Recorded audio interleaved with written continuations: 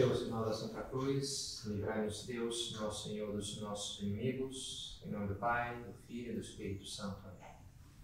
Meu Senhor e meu Deus, creio firmemente que estás aqui, que me vês, que me ouves. Adoro-te com profunda reverência. Peço-te perdão dos meus pecados e graça para fazer com fruto este tempo de oração.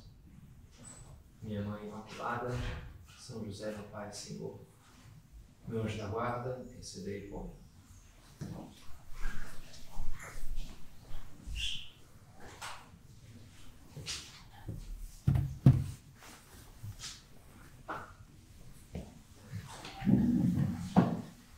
Vivendo essa época com muitas comemorações, como é lógico. Segunda-feira tive uma comemoração com sacerdotes, com outros padres que frequentam o meio de formação do Opus Dei, aqui em Porto Alegre, Novo Hamburgo. E foi divertida, meditações, recolhimento, uma parte formativa e depois um almoço festivo. A primeira confraternização dessas que eu participei, eu estava na Espanha, em Valência, recém-ordenado. Eu tinha poucos meses de padre, não tinha feito um ano ainda de sacerdócio. E eram, sei lá, uns 30, 40, eram bastantes padres, né? Um almoço muito festivo, pessoal muito amigo, muito fraterno, muito animado. Depois um almoço assim, de super festa e tal, uma residência do Opus Dei lá, que depois eu até preguei um retiro ali. Tivemos uma tertúlia, reunião ali, alguém tocou alguma música.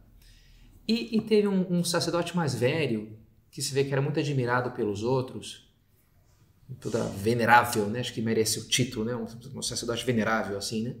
Que as pessoas têm muito carinho por ele, né? Se vê que já estava nas últimas, de fato ele morreu poucos meses depois daquilo, né? Mas ele se levantou e falou que queria recitar uma poesia. E recitou um poema de Natal. E eu achei aquilo muito bonito.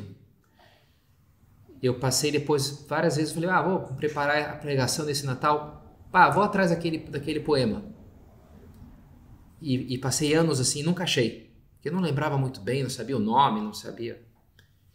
E passei anos, quantos? 12 anos, acho que mais inclusive. E aí me chegou, anteontem, finalmente, né? Um que se orou comigo mandou um videozinho lá que, esse aqui, aquele poema, né? Aí, beleza, fui atrás e trouxe ele aqui e vou começar a nossa meditação hoje, então, recitando, em espanhol, né? Mas fiz uma tradução aqui mais ou menos, né? Adaptada. Diz assim, chama A Visitadora. Era Belém e era a noite de Natal. A porta mal fez barulho quando ela entrou. Era uma mulher seca, maltrapilha e escura, com sua testa arrugada e costas curvadas. Vinha suja de barro do pó dos caminhos. Iluminou a lua e não tinha sombra. Tremeu Maria a vê-la, a mula não nem o boi, mastigando indiferente palha e feno. Tinha os cabelos longos, cor cinza, cor de muito tempo, cor de vento antigo. Em seus olhos se abria o primeiro olhar, e cada passo era tão lento quanto um século. Temeu Maria ao vê-la aproximar-se do berço. Em suas mãos de terra, Deus, que levaria? Dobrou-se sobre o menino, chorou infinitamente, e lhe ofereceu a coisa que levava escondida. A virgem, assombrada, viu-a por fim levantar-se. Agora uma mulher bela, esbelta e luminosa. O menino a olhava, também a mula. O boi olhava indiferente, mastigava. Era em Belém e era a noite de Natal. A porta mal fez barulho quando saía. Maria, ao reconhecê-la, gritou e chamou, Mãe. Eva olhou a virgem e disse, Bendita. Que clamor e que alvoroço entre a gruta e a estrela. Fora ainda era pura, dura a neve e fria. Dentro, enfim, Deus dormido sorria, tendo em suas mãos a maçã mordida. Encontro Eva e Maria na noite de Natal. E acho que especialmente gráfico assim a descrição da Eva, com seus cabelos cor de cinza, com seus passos um século, com todo o peso do pó. É uma representação, me parece interessante, da humanidade, do que poderia ser a vida humana. De acumulando, a gente nasce como Eva nasceu, né? Alvorecer do mundo, exultando de energia. E pouco a pouco aquela nossa energia de crianças, aqueles nossos sonhos da adolescência, talvez vá se acumulando sobre eles o pó do caminho. As feridas dos nossos tropeços, as cicatrizes dos nossos erros, as batalhas perdidas, as sequelas dos nossos vícios. E vamos tocando, em contraste com aqueles sonhos de super-heróis que um dia tivemos, a insuficiência da vida humana, as traições do nosso coração, toda a realidade do pecado e desses filhos do pecado que são o sofrimento e a morte, que a gente vai experimentando, né? A velhice, que é uma pré-morte. Platão fala de um médico chamado Heródico, que criou para si, ele descreve uma tortura da vida inteira. E que tortura era essa? É que ele tinha uma doença incurável e aquele médico achou para si uma espécie de cura, em sentido de que um mix ali de remédios e exercícios permitia com que ele sobrevivesse e de fato chegou até a velhice, mas sofrendo muito. E Platão descreve isso como, bem, uma tortura que não termina nunca, né? Ora, em certo sentido, a vida humana poderia ser entendida dessa forma, não é verdade? Somos doentes e vamos morrer e carregamos o peso do pecado, e a gente pode imaginar Eva olhando a história, contemplando se ela de fato sobrevivesse até Belém, até o Natal, olhando os frutos daquele primeiro erro que ela cometeu, e as guerras, e os homicídios, e os enganos, e tudo aquilo de uma maneira muito triste, muito dura, muito peso no mundo, peso.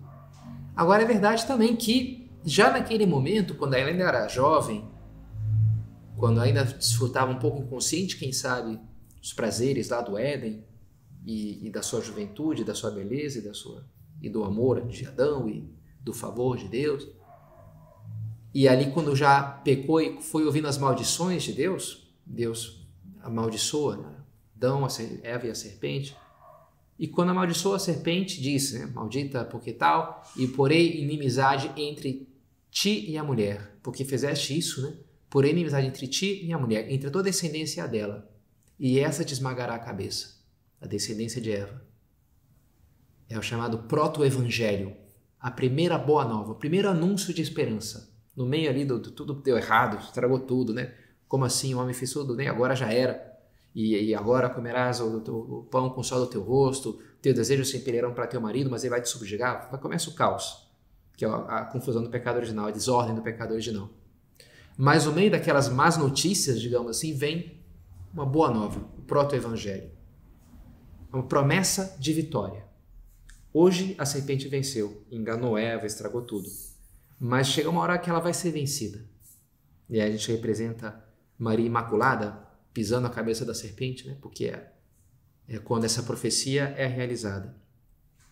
E é bonito esse poema que imagina justamente Eva, que escutou, digamos assim, aquela profecia de Deus, vendo essa realização, vendo depois de tantas filhas e filhos seus, torpes e sujos e miseráveis, e viu nascer a primeira filha que se lhe parecia quando ela nasceu, porque nasceu imaculada, como ela tinha nascido e já não era mais pelo seu pecado, mas nasce Maria imaculada, finalmente um coração puro, capaz de albergar a Deus, como já tinha sido seu, mas já não era mais.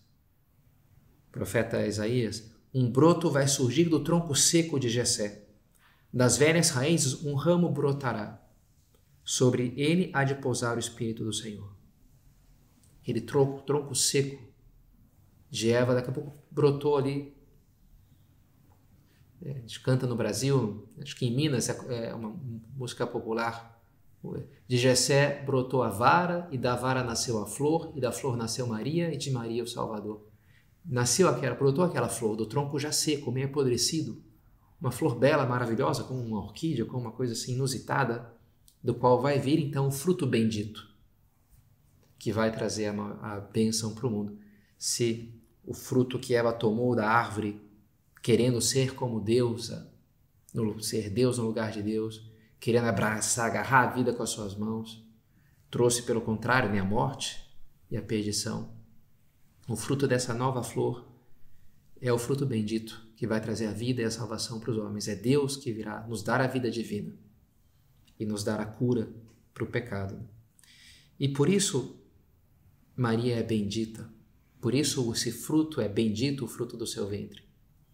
Era bendita entre as mulheres. E por isso é bendita essa noite que a gente vai viver amanhã. A bendita noite de Natal. La noche buena. Na Espanha eles falam assim, o poema fala de era Belém, era noche buena. É uma palavra só, junta, noche buena. Esta noite é noche buena. Essa é a boa noite, ou a noite feliz, como a gente canta no Brasil, né? A noite feliz, essa noite bendita, que a gente vai celebrar com tanta alegria, o momento em que irrompe na história a luz e a graça de Deus. Na triste história dos nossos pecados, da escuridão, das trevas, dos nossos erros, vai surgir uma nova luz, vai brilhar para o povo que andava deitado nas trevas, brilhou uma luz. O dia de Natal coincide no hemisfério sul, mais ou menos, com o solstício de verão, dia mais luminoso, né? Acorda cedo, já está tudo luz, mais luz que tem, né? Por mais que tem as desvantagens do calor, né? Não sei se eu prefiro ir, mas enfim. Mas tem a simbologia bonita é a luz que vem, né? A vitória da luz sobre as trevas. Vence no Natal.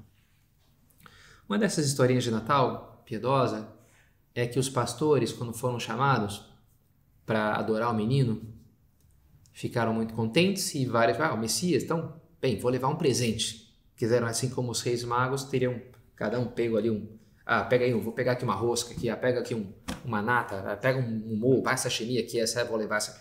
Começaram, né, cada um ali, uma lã de ovelha. E tinha um pastor que era muito pobrezinho, que ele não tinha nada, né? E ele ficou meio assim, eu vou ou não vou, porque chegar lá de mãos abanando é meio chato, né? Mas também não vou perder essa, né? Ele foi lá, meio na cara de pau, né? Vamos ver o que acontece. E chegou lá, os outros pastores lá, e estava Maria, Jesus ali, Maria com Jesus no colo, né? Um pouco como essa imagem tão bonita que temos aqui.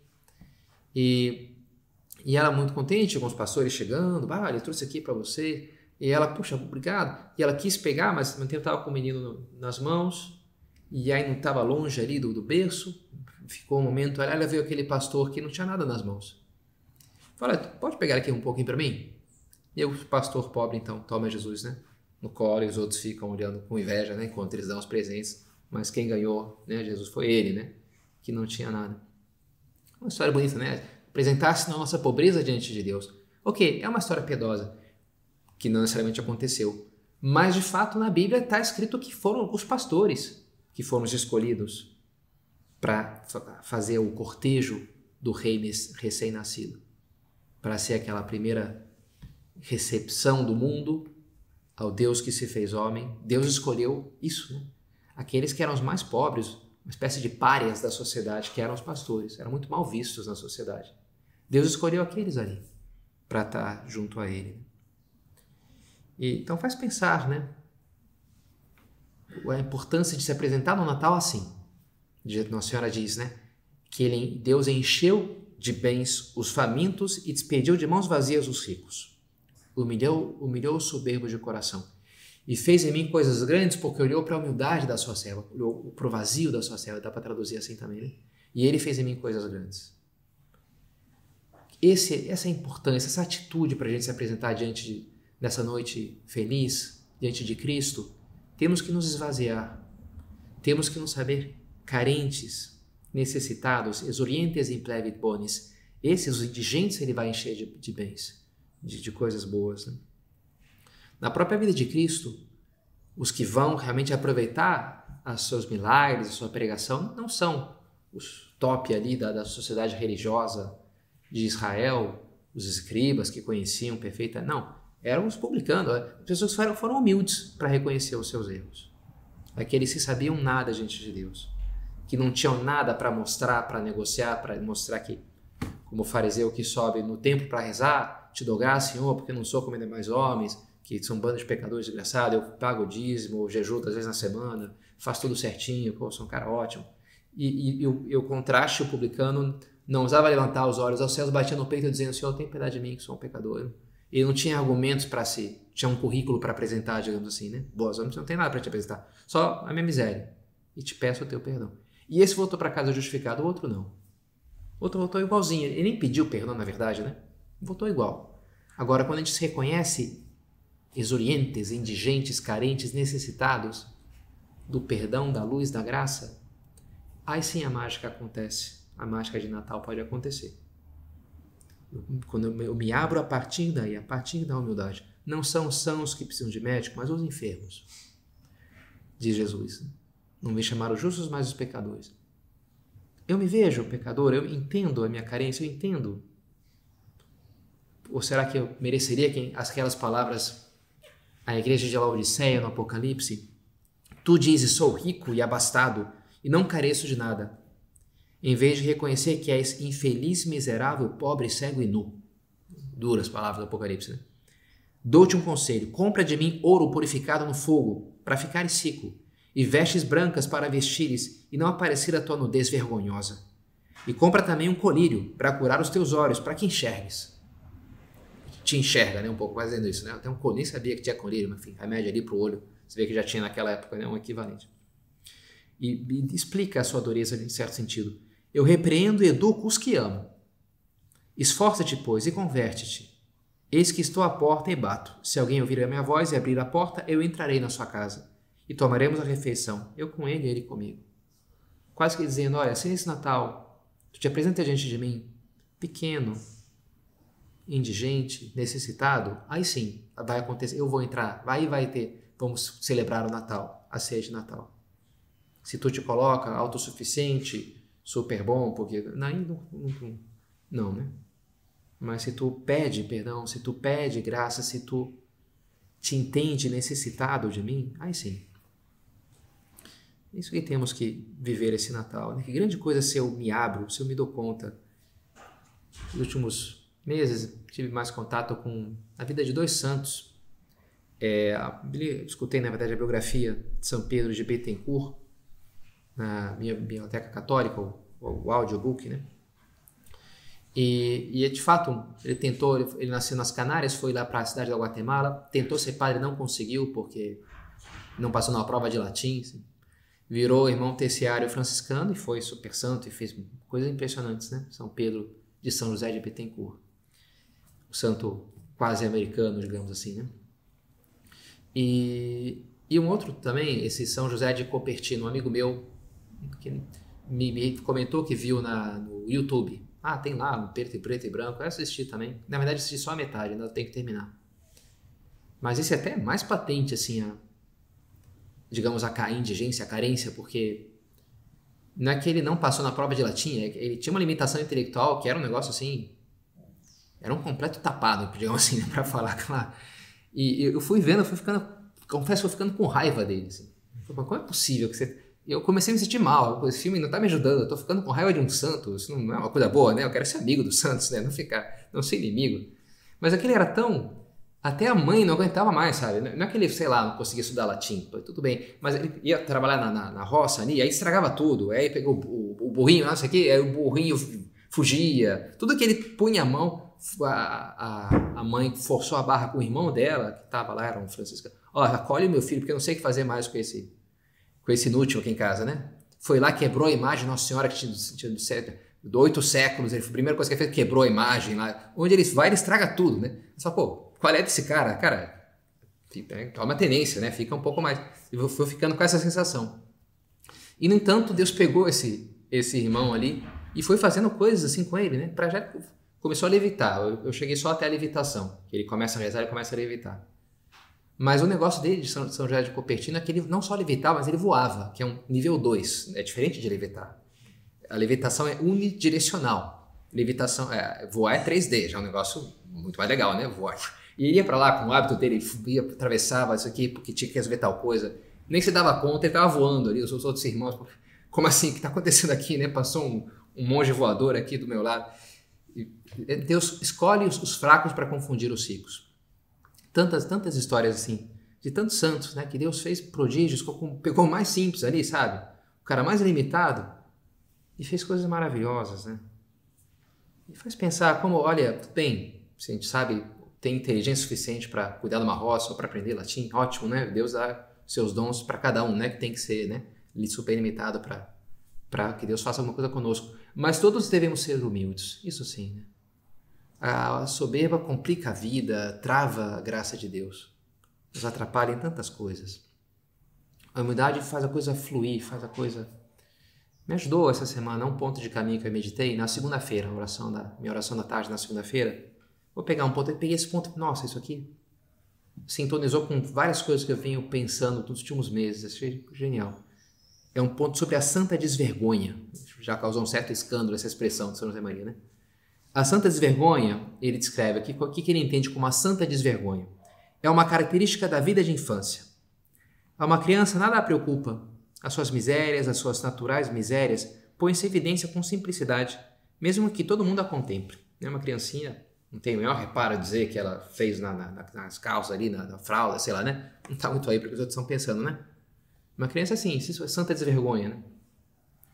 Essa desvergonha aplicada à vida sobrenatural traz consigo este raciocínio. 2 pontos. Louvor, menosprezo, admiração, escárnio, honra, desonra, saúde, doença, riqueza ou pobreza, formosura, fealdade, e tudo isso, que importa? No espanhol ele fala, e isso que? Não nem falo isso, mas de maneira espanhola dizer assim, em geral, mexe os ombros, e isso que? Tipo, e daí? Um pouco assim, né? E que, um negócio meio vazio, meio, vai acontecer tal coisa, tá, mas e daí? Um pouco assim, que eu vou ganhar dinheiro, Cara, que diferença faz isso para aulas de eternidade, né? Pensando no que realmente vai contar. E, que eu tô super preocupado, que eu vou passar, não vou passar no concurso, que eu tô com esse problema de saúde, não tô com isso. Olha, tá preocupado que vai morrer? Eu te garanto, vai morrer. Isso vai acontecer, não sei quando, né? E, né? Esse é o teu corpo que tu vai perder a saúde, vai acontecer. Uma hora. E, cara, qual a relevância de... Então, eu achei interessante isso daí, né? A gente fica, né, com a minha honra, porque não sei o que fala. Esvazie um pouco, né? Seja um pouco mais criança, assim, abandonar nas mãos de Deus.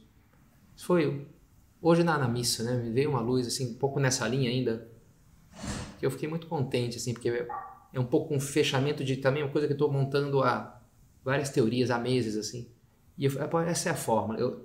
Enfim, não vou explicar porque é uma coisa meio longa, mas a fórmula é a seguinte. Eu sou o meu amor a Deus. Cara, isso aqui. Eu cheguei nessa fórmula, essa equação, né? Eu sou o meu amor a Deus. Enfim, teria que dar uma meditação inteira para explicar o que eu entendo dessa maneira. Mas é isso, sabe? E nosso amor a Deus, ele está só no comecinho, sabe? Foi feito para algo que vai durar... O meu corpo não vai durar eternamente. Enfim, esse corpo não, né? Mas o dinheiro, o diploma que eu ganhar, o carro que eu comprei, essas coisas, uma hora vão virar comida de verme, sei lá, né? Agora, o meu amor a Deus, isso é o eterno. Isso está só no comecinho. É um bebezinho de nada, né? É assim que a gente deve ver diante de Deus. Olha só, tem tudo que aprender ainda, sabe? Tem que me deixar levar, eu tenho que... Me chegou nas minhas mãos, fui visitar o Carmelo, uma irmã carmelita que volta e meia eu visito. E sempre as irmãs ali me dão doces e coisas, né? Eu falei, bem, vou levar um livro, esse livro que eu publiquei esse ano. Eu falei, vou levar lá. E aí só que deu um super doce e tal, e me deram 2 livros. Eu saí perdendo mesmo assim, né? Não consegui ganhar. A Madre Suzana veio uma hora eu falar, ela trouxe 2 livros e me deu. E um deles é sobre o Nelsinho. Quem que é o Nelsinho?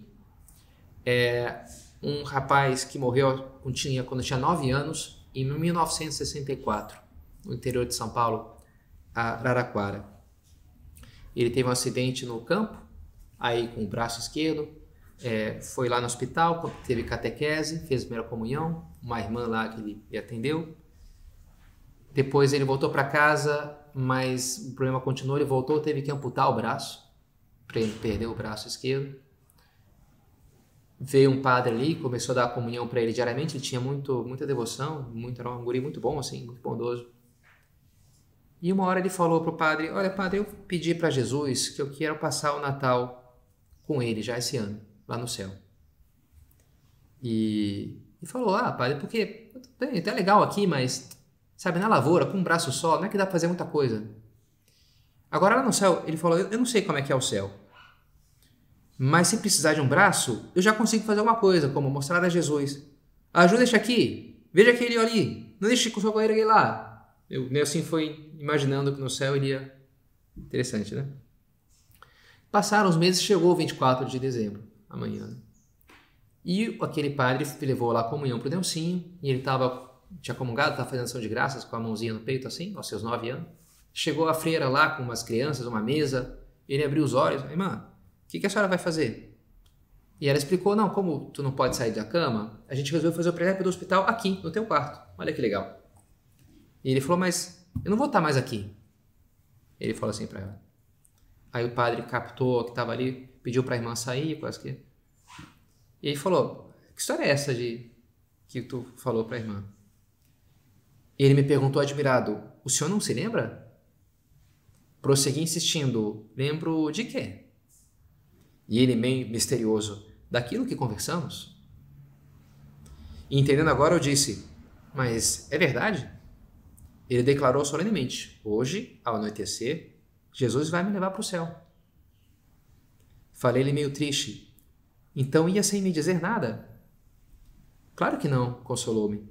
E continuou, agora mesmo falava com Jesus sobre tudo isso. Na situação de graças, né? Estava ali. E ele comenta que era para aquele sacerdote pedir o que quisesse na hora da consagração da missa, que ele estaria ao lado de Jesus insistindo com Jesus para que concedesse aquele pedido, especialmente para que, através daquele padre, abençoasse e ajudasse muito as crianças. Ele entendia que ele queria que o céu dele fosse isso, a insistir com Jesus para ajudar aquele padre a abençoar e ajudar as crianças. E aquele padre comovido, né, que tinha muito carinho pelo Nelsinho, foi embora, tinha que celebrar a missa da noite de Natal, uma paróquia, era às 7 horas da noite, ele celebrou a missa, e no dia seguinte, então, né, celebrou ali no jantar, com seus confrades ali no Natal, no dia seguinte, no hospital, eles disseram que o Nelsinho tinha falecido na véspera, às 7 horas da noite, na hora que ele estava celebrando a missa. Né? E o livrinho é um livrinho bonito, que conta também a comoção que causou a morte de Nelsinho, a vida dele, mas acho que é bonito, né, essa história de Natal também, para pensar, olha, bonita, é bom ser como criança. Jesus fala, aquele que não se fizer como criança não poderá entrar no reino dos céus. Mas às vezes as crianças são meio ciumentas, vingativas, egoístas, ficam competindo. E a gente quer ser uma criança como o Nelsinho, uma criança que é sensível aos outros, que se compadece, que quer ajudar, que se compadece e quer ajudar o próprio Cristo, porque se eu preciso da sua ajuda, e a primeira atitude para eu viver bem o Natal, ele também ele quis precisar de mim. Ele quis depender de alguma maneira de nós. Né? Descreve São José Maria, não vos comove contemplar Jesus recém-nascido, inerme, necessitado da nossa proteção e ajuda? Não percebeis que está implorando que o amemos? Interessante, né? Ah, mas Deus não é todo poderoso? Deus não tem tudo? Como é que eu posso dar alguma coisa para Deus? Olha, é verdade, mas ele quis criar algo que não lhe pertencia automaticamente, que não lhe pertenceria automaticamente. O que é esse algo? É os nossos corações. Ele criou um âmbito de liberdade, que ele não atinge. Ninguém pode ser obrigado a amar. Se é obrigado, já não é amor. E por isso ele bate, fica do lado de fora. Bate na porta, eu tenho que abrir de dentro. Se alguém me abrir, entrarei. E aí cearei, será alegria, né, do Natal. Mas eu tenho que abrir. E o que ele fez? O que é a batida dele para nos sensibilizar esse nosso coração de pedra, desses filhos de Adão, esses filhos de Eva que nós somos, né, com o nosso pecado? É o menino que nasce em Belém. Diante do menino a gente fica mais comovido, é mais fácil, né? Ser delicado, ser gentil, não ser grosso. E é assim que a gente tem que entrar no clima do Natal. Olhar para ele e querer corresponder. Sic nos amante, quis non redamaret. Ontem a gente cantava o Adeste Fidelis, essa música de Natal, ó vinde adoremos. E uma estrofe tem lá, fala, aquele que assim nos amou, sic nos amante, quem não amará em troca? Quis non redamaret. Se ele não foi capaz de nos amar dessa maneira, como é que tu vai ter o coração tão duro e tão frio que não vai te dar conta, né? Não vai querer corresponder, pagar amor com amor. Bonito, né? Essa imagem de Nossa Senhora lá em Roma, no meu seminário. A gente assistia no Natal, no dia 24, me parece que era, uma gravação de uma tertúlia preta e branca de São José Maria, justamente no Natal. E que ele deu, acho que é a única tertúlia gravada dele em Cava Bianca, lá no meu seminário. E ele está com o menino Jesus no colo, uma imagem do menino Jesus, que é uma réplica que se conserva lá do menino do patronato de Santa Isabel. Quando ele era jovem sacerdote em Madrid, ele atendia uma comunidade de religiosas, que era o patronato de Santa Isabel, que elas tinham um menino Jesus muito bonitinho, assim, né? Que ele gostava de dar muita devoção. Um menino assim, até com uma roupinha, com os bracinhos, com os olhos fechados. E ele pedia para as irmãs, tem aquele menino ali? Pode pedir me emprestar um pouquinho? E ele ficava lá esperando a hora da missa, ou o que fosse, na sacristia, e ele ficava com aquele menino brincando de boneca quase assim, né? Embalando, e beijava, e fazia essa oração, conversando com Jesus ali. Com uma coisa assim bonita, né? De muita piedade. E aí, mas depois fizeram essa réplica e tá lá em Roma, e ele dava aquela tertúlia inteira com Jesus sem nenhum reparo, né? Com aquele menino no colo, e terminava a tertúlia abençoando com o próprio menino, e falando coisa muito bonita, fazendo sua oração em voz alta. Piedade, carinho, devoção. Acho que talvez são os dois pontos assim para a gente viver bem esse Natal: humildade e piedade. Piedade que é esse carinho, que é pagar amor com amor, que é querer corresponder a tanta entrega do Senhor por nós, como vemos em Maria, como vemos em São José. Esse ano foi praticamente inteiro o ano de São José, e achei bonita a história desse livrinho chamado Presépio das Crianças, escrito pelo padre Flávio Sampaio, que inclusive está chegando aí, vai ser o terceiro padre aqui do centro, aqui da cidade, dando uma força para mim. O padre Rubens vai vir de forma um pouco intermitente a princípio, talvez depois, se a gente comprar o passe, é capaz dele ficar aí, né? Mas ele narra nesse livrinho dele, quando um homem chega numa paróquia e é um pai de família, está meio chateado com a vida, porque tudo são cobranças, ninguém reconhece o seu trabalho, ele já tem 40 e poucos anos, na empresa já não apostam mais nele, mas nos jovens valores, na família ninguém só pedem coisas e ninguém valoriza ele, E ele fala, é duro essa vida de pai de família, né?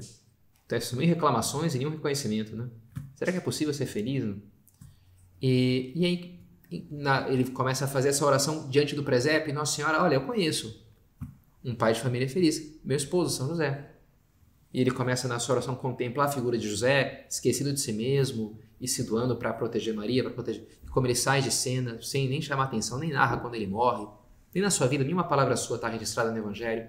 Um homem discreto que cumpre o seu dever e feliz de fazer isso, né? Feliz de fazer isso. E aquele pai de família, então, se ilumina com aquela oração e volta para casa com essa resolução no coração. Fala, cara, deixa de bobagem, vai.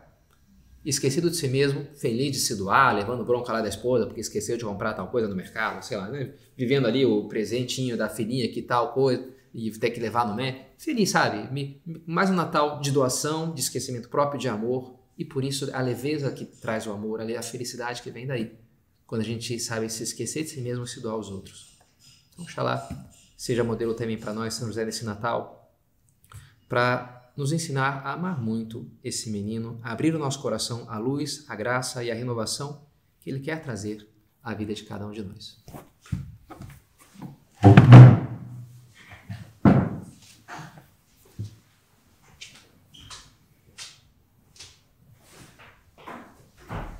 Dou-te graças, meu Deus, pelos bons propósitos, afetos e inspirações que me comunicaste nessa meditação. Peço-te ajuda para os pôr em prática. Minha Mãe Imaculada, São José, meu Pai e Senhor, meu anjo da guarda, intercedei por mim.